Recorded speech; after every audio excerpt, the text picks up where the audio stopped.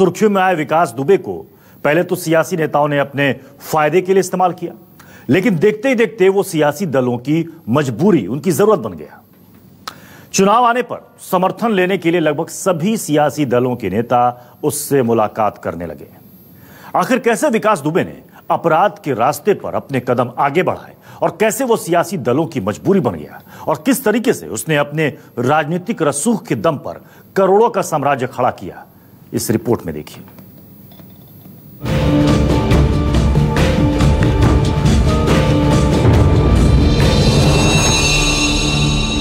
91 में मैं यहाँ का ग्राम प्रधान चुना गया अपने गांव का।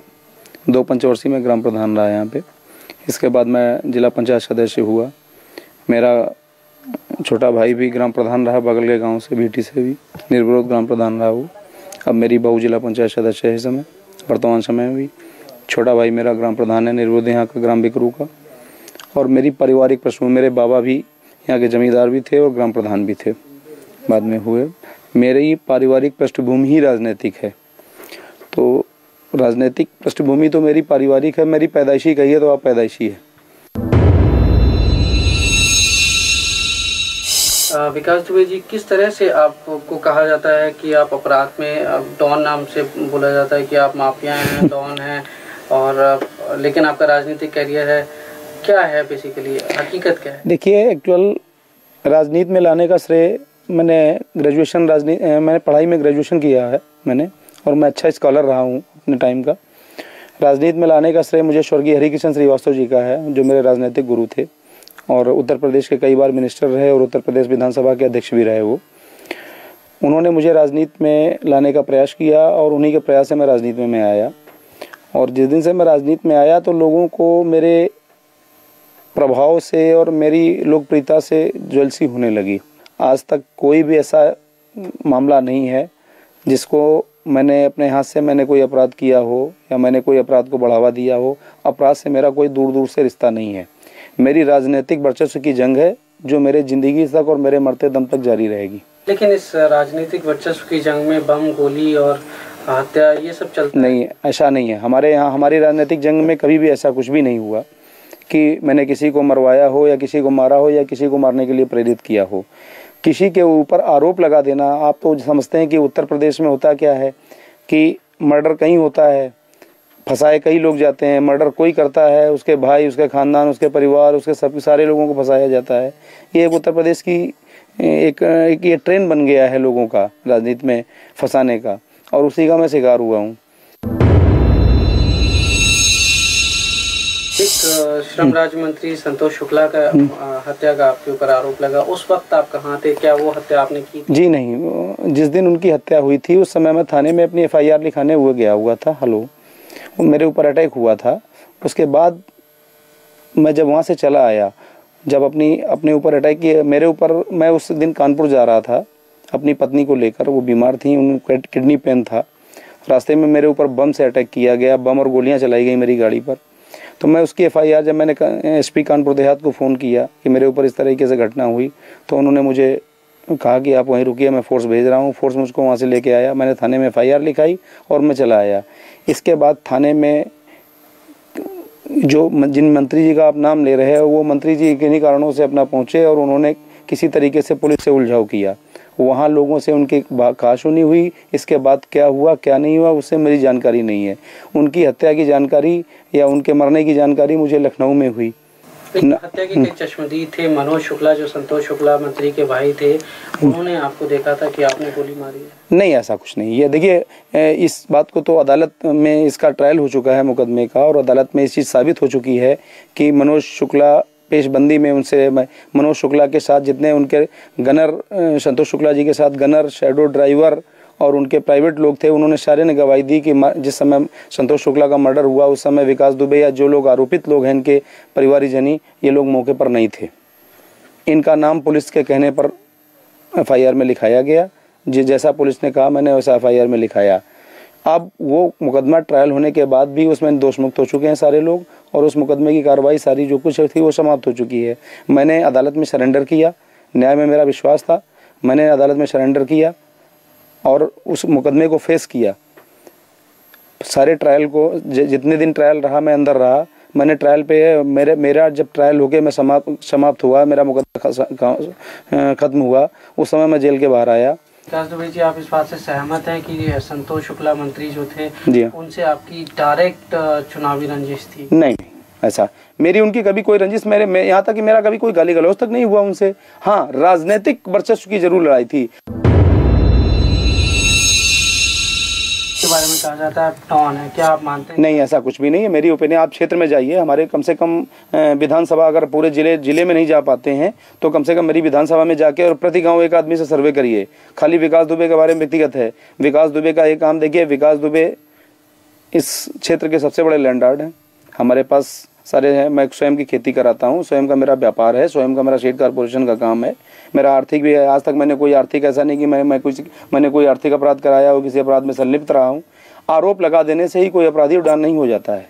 विकास दुबे के वर्चस्व को कम करने के लिए ये सारे मुकदमे फर्जी लगाए गए, जो कि अदालत में सारे खत्म हो चुके हैं। 2-4 मुकदमे भी ट्रायल पर हैं, जिनका मैं फेस कर रहा हूं, और ट्रायल होने के बाद जो भी अदालत निर्णय करेगी उसको मान्य करूंगा। मैं एक चीज जानना चाहता हूं, छात्र जीवन से लेके अब तक आपके ऊपर कितने मुकदमे लगे गए, कितने में आप बरी हुए, कितने अभी आपके ऊपर चल रहे हैं? मेरे हिसाब से 45 मुकदमे आज तक मेरे ऊपर खिलाफ कायम किए गए। किस तरह के? गैंगस्टर के हैं, गुंडा एक्ट के हैं, पुलिस के। अभी आपने बताया सहारनपुर में साहब भी दिखाया कि साहब वो गैंगस्टर में वहाँ से वांछित थे, तो चूरन, नशे का चूरन खा रहे थे आप। जो आदमी अपने पूरी लाइफ में जिसने चाय न पी हो, 22 साल से चाय न पीता हो, उस आदमी को नशे का चूरन खाते हुए बता रहे हैं। आप सोच समझ सकते हैं कैसे मुकदमे पुलिस लगाती है, ये पुलिस स्वयं जानती है। तो आपकी जो छात्र राजनीति थी उसमें आपने कभी पार्टिसिपेट किया? क्या आप छात्र राजनीति से जुड़े रहे? नहीं, जब तक मैंने छात्र जीवन रहा तब तक मैं राजनीति में नहीं रहा। छात्र जीवन के बाद मैं राजनीति में आया। छात्र जीवन मेरा बिल्कुल एकदम संयमित था। मैं छात्र जीवन, मैंने जैसे एक छात्र का जीवन होता है वैसे ही मेरा संयमित जीवन था। अच्छा, ये बताएं, आपके बारे में ये भी कहा जाता है कि छात्र राजनीति में आप चुनाव लड़वाने का काम करते थे। यस, हाँ। क्या है वो? नहीं, मैं चुनाव लड़वाता था, ये बात सही है। चुनाव में अपने कैंडिडेट लगाता था, अपने कैंडिडेट को सपोर्ट करता था, चुनाव जिताता था। ये आप मान लीजिए कि हो सकता है ये गॉड गिफ्टेड भी रहा हो मेरे साथ, क्योंकि मुझे राजनीति से छात्र जीवन में ही कुछ मेरे अंदर जम्स आ गए थे कि नहीं है, किसी को प्रेसिडेंट बनाना है अपने यार मित्र को, या ये आदमी अच्छा है, इस काबिल है, किसको प्रेसिडेंट बनाया जाए, इसको महामंत्री बनाया जाए। लेकिन ये भी कहा जाता है कि आप इसी राजनीति से इतने प्रेरित हुए कि आपने संतोष शुक्ला को बीच थाने में इतने सारे लोगों की भीड़ में मारा, जो आप पे आरोप लगे, और आप हाईलाइट होना चाहते थे, इसीलिए आपने ये सब कारनामे किए। ये कहाँ तक सच है? देखिए, ये सब मनगढ़ंत बातें हैं और बेबुनियाद बातें हैं। संतोष शुक्ला की ना तो मैंने हत्या की और ना कभी मैंने उनका हत्या का ख्याल लाया मेरे जीवन में, और मैं भी उनसे, जिन लोगों ने हत्या की है उनसे मैं सहमत नहीं हूँ। किन्हीं लोगों ने भी की हो उनकी हत्या, चूँकि राजनीति में वर्चस्व में इतनी है। लेकिन संतोष शुक्ला की छवि चूँकि हमारे यहाँ अच्छी नहीं थी। संतोष शुक्ला के, विकास दुबे के कोई दुश्मन नहीं थे। संतोष शुक्ला ने जिन 50 लोगों को, हजारों लोगों को यहाँ जबरिया जेल में बंद कराया, फर्जी मुकदमे लगवा के, हो सकता है उन्हीं में से कोई उनका इंटेंशन रहा हो। और इवन यहाँ तक मालूम है कि संतोष शुक्ला के परिवार में, खुद संतोष शुक्ला ने 4 मर्डर करा रखे हैं अपने परिवार में। ये शायद आपको जानकारी नहीं होगी, मैं आपको व्यक्तिगत जानकारी बता रहा हूँ। संतोष शुक्ला ने अपने 2 भाइयों और अपने चाचा का मर्डर भी करा रखा है अपने गाँव में, और इनके गाँव के लोग भी इनके विरोधी हैं। वो हमारी विधानसभा के रहने वाले नहीं थे, लेकिन इनके गाँव के, और आज भी उसमें से एक आदमी फरार है। इनकी हत्या के उद्देश्य से फरार हुआ था रमाकांत शुक्ला, जो इनके परिवार का ही है, ग्राम प्रधान था इनके गांव का, और वो इनकी हत्या के उद्देश्य से कसम खा के ही फरार हुआ था। हो सकता है उसने भी मौके का फायदा उठाया हो। एक चीज और भी है कि जब उनकी हत्या होगी, आप इतने चर्चित हुए, पूरे देश में आपका नाम हुआ, तो उसके बाद आप वसूली का कारोबार करने लगे, आप लोगों को जो है। आज तक कोई ऐसा प्रमाण नहीं है, सरकारी तौर पर या लिखित तौर पर भी ऐसा कोई प्रमाण नहीं है, और विकास दुबे को ऐसी जरूरत भी नहीं है। विकास दुबे को ऊपर वाले ने जो दे रखा है उसमें विकास दुबे संतुष्ट हैं। तो छवि है, ऐसा क्यों है? लोग आप देखिए, आपको शायद ना लगे, आपके इलाके के लोग की पूजा करते, नहीं, मुझे ऐसा नहीं लगता आपके नाम से। नहीं, मुझे ऐसा नहीं लगता कि मुझे लोग हैं। मैं तो जिस समय गांव में या क्षेत्र में अपने निकलता हूँ, छोटे छोटे बच्चे भी पंडित जी कह के आगे मेरी गोद में आ जाते हैं। मैं कैसे जानूं कि लोग मुझे खौफ खाते हैं? और दूसरी बात मैं आपको बताऊं, खौफ से सिलेक्टेड हुआ जा सकता है, इलेक्टेड नहीं हुआ जा सकता है। इलेक्टेड आदमी वही हो सकता है, और आज तक मैं कभी सेलेक्ट होके कोई मैं नेता नहीं बना, ना मैंने पाया। आज तक जितने भी इलेक्शन लड़े मैंने पब्लिक इलेक्शन लड़े, और आज के इस दौर में पब्लिक को टेरर में लेना या पब्लिक को टेरर लेके वोट लेना ये संभव नहीं है। तो अभी आप नेक्स्ट क्या करेंगे? एमएलए का चुनाव लड़ेंगे या नहीं? मेरी आकांक्षा तो यही है कि मैं स्वस्थ हो जाऊं जल्दी, और स्वस्थ होने के बाद मेरी भी है, मेरे हाई कमान से मुझे निर्देश भी है कि जितनी जल्दी स्वस्थ हो जाएं आपको इलेक्शन लड़ना है। आप जिस समय स्वस्थ हो जाएं कमान रिपोर्ट करिए, आपको क्षेत्र दिया जाता है, जिस क्षेत्र के लिए आपको कहा जाता है उस क्षेत्र में आके आप चुनाव की तैयारी कीजिए। आपको अपनी सुरक्षा को लेकर कोई चिंता होती है? आपके तो बहुत दुश्मन होंगे। देखिए, राजनीति में आज तक कितने लोगों की हत्याएं हुई, सबको सुरक्षा मिली हुई थी। जब ऊपर वाला जब तक नहीं चाहेगा तब तक किसी की हत्या नहीं हो सकती। जब ऊपर वाला किसी के ऊपर ठीक होता है तब ठीक है। अगर हमने गलत काम किए होंगे तो मेरी हो सकता है हत्या भी हो सकती है। अगर मैंने अच्छे काम किए होंगे तो हो सकता है ऊपर वाला हमको भी लोगों की सेवा करने के लिए जिंदा भी रखेगा।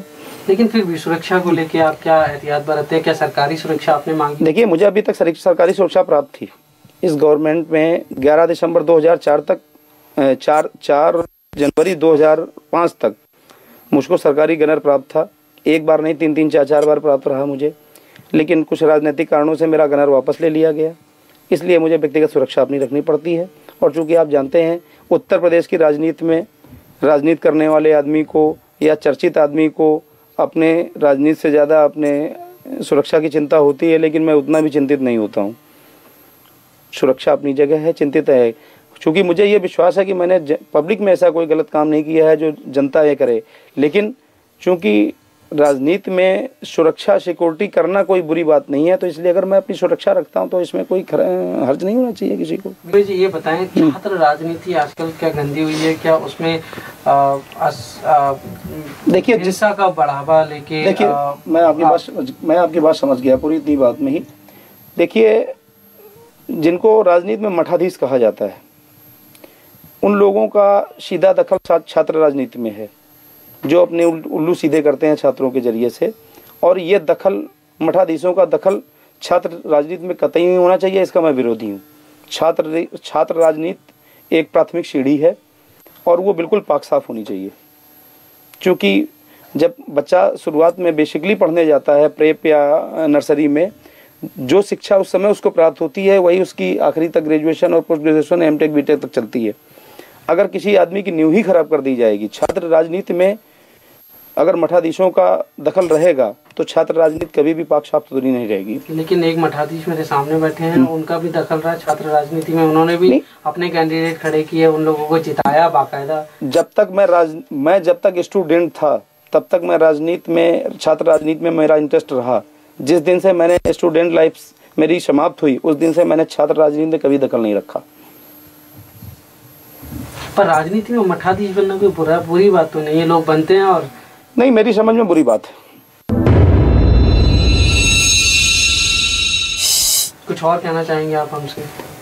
मैं यही आपके जरिए से मैं थोड़ा सा संदेश देना चाहता हूँ लोगों को कि राजनीति में जो लोग एक दूसरे को नीचा दिखाने के लिए गलत प्रभाव का इस्तेमाल, सत्ता का और पुलिस का दुरुपयोग करते हैं, ये नहीं करना चाहिए। किसी भी अच्छे व्यक्ति को आगे बढ़ने से रोकने के लिए ये रास्ता अच्छा नहीं है। अगर किसी को इस तरह रोकना है तो उसके राजनीतिक प्रभाव को कम करिए, उसकी खामियां पब्लिक में बताइए। लेकिन किसी के ऊपर आप फर्जी मुकदमे लगा कर बंद करवा दें अपने राजनीतिक प्रभाव के इस्तेमाल से, ये बात ठीक नहीं है। लेकिन विकास दुबे जी, शुरुआत में तो शायद कभी ना कभी आपने कुछ ऐसा कुछ किया होगा जिसकी वजह से केस लगे होंगे। उसके बाद क्या पुलिस ने जबरदस्ती डाले केस? देखिए, पुलिस आज भी मेरी विरोधी नहीं है और पुलिस मुझसे कभी भी इस तरह से असहमत नहीं रही। मैं ग्राम प्रधान रहा, बराबर पुलिस दरवाजे आती है, बराबर क्षेत्र के एसओ सीओ साहब जो भी हों, जो बुलाते हैं, मैं आज भी थाने जाता हूं।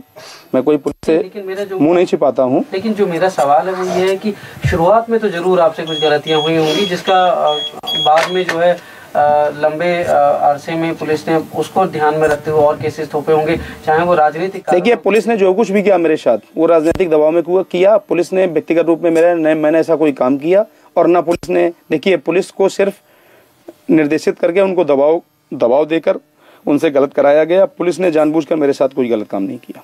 उत्तर प्रदेश और बिहार में राजनीति में, पुलिस में राजनीति का इतना ज्यादा दखल है कि आगे चल के राजनीतिज्ञों को लेके पब्लिक जूता लेके दौड़ेगी।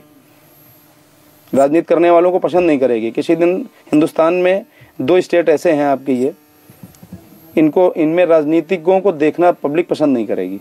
राजनीति करना तो दूर रही, राजनीतिकों को देखना पब्लिक पसंद नहीं करेगी।